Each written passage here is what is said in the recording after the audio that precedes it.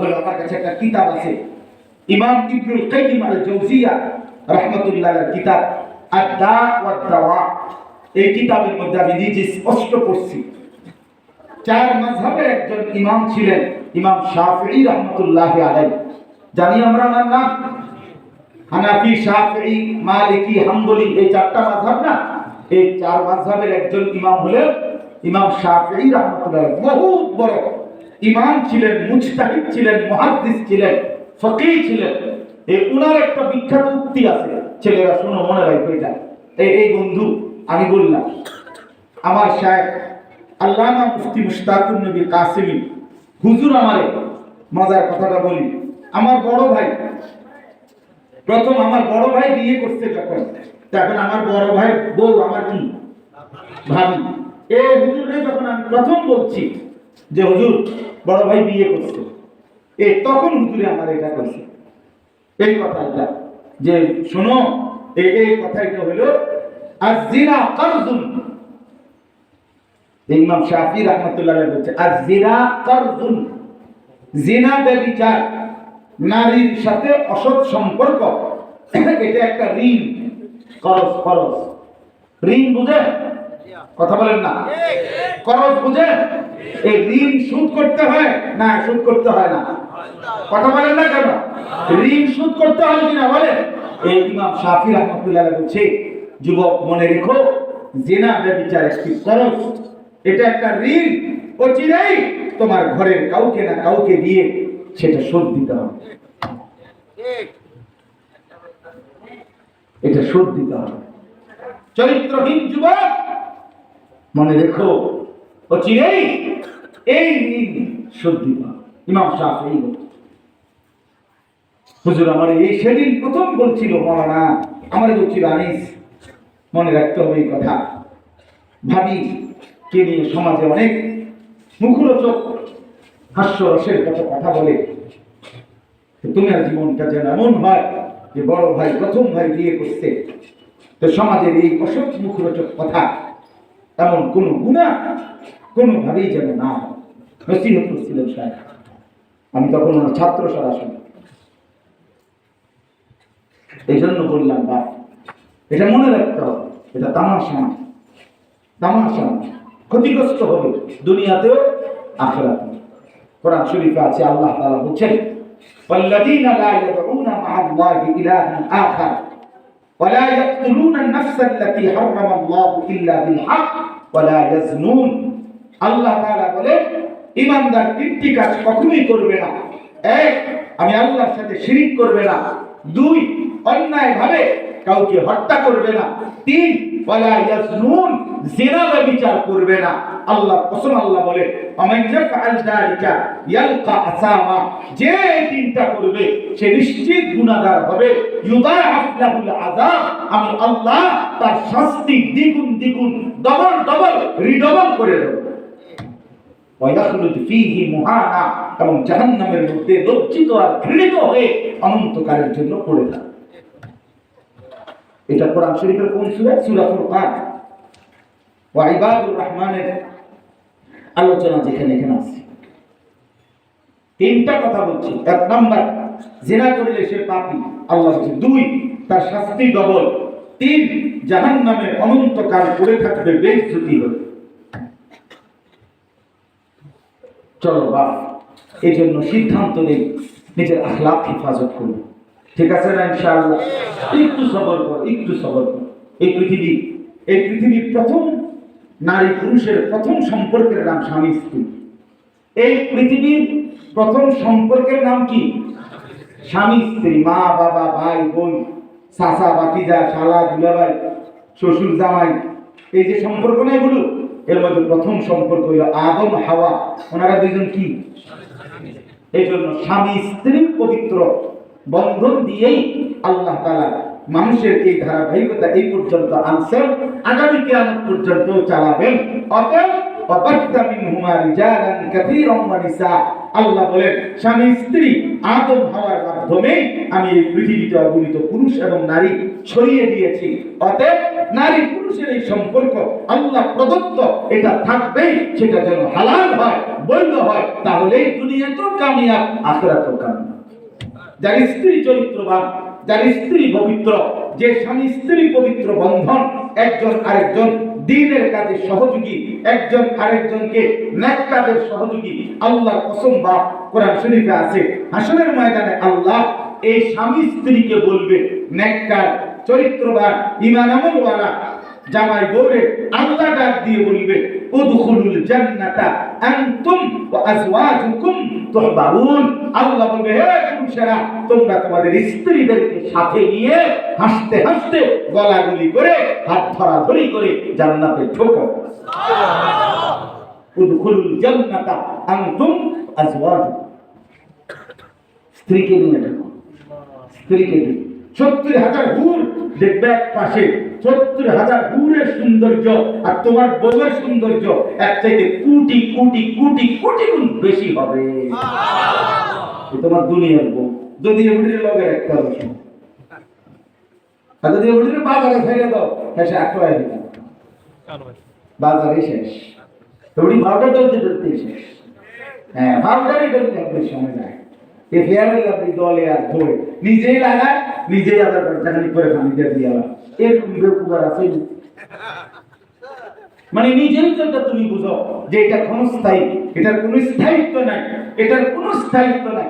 একজন মহিলা যদি এই কথাটা নিজের ব্যাপারে বুঝতো, কিরে যে সৌন্দর্য, যে পাউডার, ফেয়ারের লাভলি, মেকআপ আমি লাগাই, আবার আমি একটু পরে আসা ঘন্টা খানিক করে এগুলো পানি দিয়ে ধুয়ে ফেলে দেই, তাহলে এটা বুঝাই গেল দুনিয়ার এই রূপ সৌন্দর্য সাজগোজ এটা ঘন্টা খানিকের ভিতরে শেষ হয়ে যায়, সেটা আখিরাতে কেমন উপকারে আসে বলেন? কিভাবে উপকারে আসে? এজন্য ছেলেরা নিজেদের চরিত্র হেফাজত করার নিয়ত করলাম তো ইনশাআল্লাহ। বলো ভাই, বলো ইনশাআল্লাহ, পাক্কা বলো ইনশাআল্লাহ। আখলাক সুন্দর, আকমালুল মুমিনিন, নবীজি বলেন আকমালুল মুমিনিনা ঈমানান আহসানুহুম খুলুকান। যার চরিত্র সুন্দর, আখলাক সুন্দর, রাসূল বলে সে সবচেয়ে বড় পূর্ণাঙ্গ মুমিন। মুমিন রাসূলুল্লাহ সাল্লাল্লাহু আলাইহি সাল্লাম বলেন, কিয়ামতের দিন হাসরের ময়দানে মিজানের পাল্লা উত্তম চরিত্রের চাইতে ভারী কোনো জিনিসের ওজন হবে না। সবচেয়ে বেশি ওজন হবে মা মিন শাইইন আথকাল, সবচেয়ে ভারী হবে হুসনে খুলক, উত্তম চরিত্র। আল্লাহ আমাকে দান করেন, আল্লাহ আমাদের সবাইকে দান করেন। নওজোয়ান উলামায়ে কেরাম, আপনাদেরকেও বলি, তালিবে ইলম মাদ্রাসা তোমাদেরকেও বলি, ভাই আমার নওজোয়ান সাথী, স্কুলে পড়ো, কলেজে পড়ো, যেখানেই পড়ো, ভাব তুমি মুসলমান। সবার উপরে এই কথা, তুমি ইমানদারের সন্তান, তোমার বাবা মুসলমান, তোমার মা মুসলমান, তুমি সিনেমার নর্তকীর সন্তান না, তুমি এক ইমানদারের সন্তান। তুমি সিনেমার গায়িকার সন্তান নয়, তুমি এক নামাজি মুত্তাকি মায়ের সন্তান, যে মা তোমার 9 মাস গর্ভে লালন করেছে, 2 মাস বুকের পবিত্র দুধ পান করাইছে।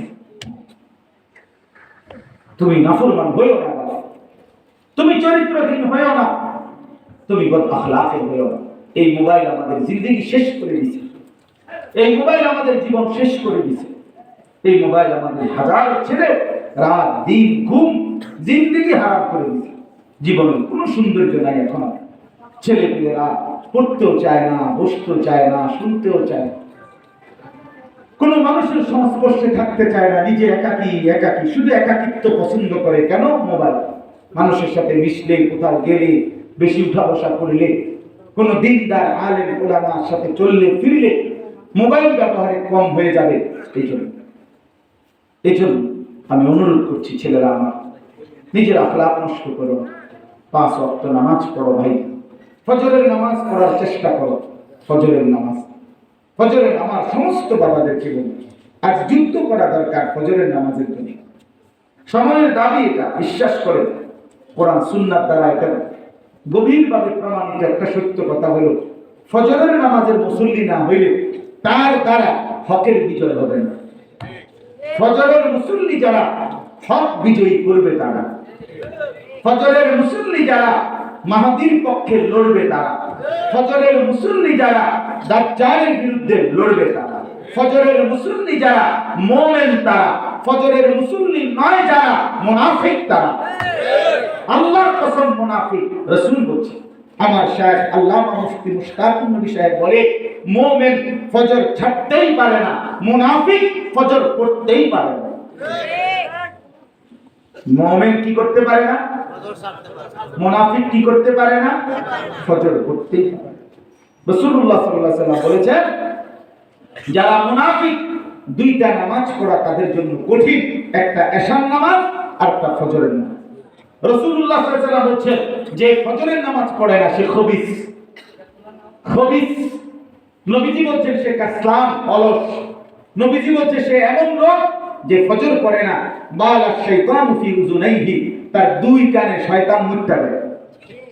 শয়তান মুতে তোর কানে দেয়, শয়তান মুতে দুই কানে। মনে রাখবেন, রাসূলুল্লাহ সাল্লাল্লাহু আলাইহি ওয়াসাল্লাম কবরের একটা আযাবের কথা বলতে গিয়ে আমি নিজে হাদিসে পড়ছি, আল্লাহর নবী বলেছেন নাফরমানের কবরে একজন ফেরেশতা আসবে, আয়েশা ইউদরাবু লাহু বিমিতরাকাতিন মিন হাদিদ। ওই ফেরেশতা তাকে লোহার গুর্জ, লোহার বড় হাতুড়ি দিয়া এত জোরে একটা আঘাত করবে, বরবাতান বাইনা উযুনাইহি। এই শব্দটা নবীজি বলেন ওই ফেরেশতা লোহার হাতুড়ি দিয়ে নাফরমানের কবরে তার দুই কানের মাঝ বরাবর আঘাত করবে, বাইনা উযুনাইহি ফায়াসিহু সাইহাতান।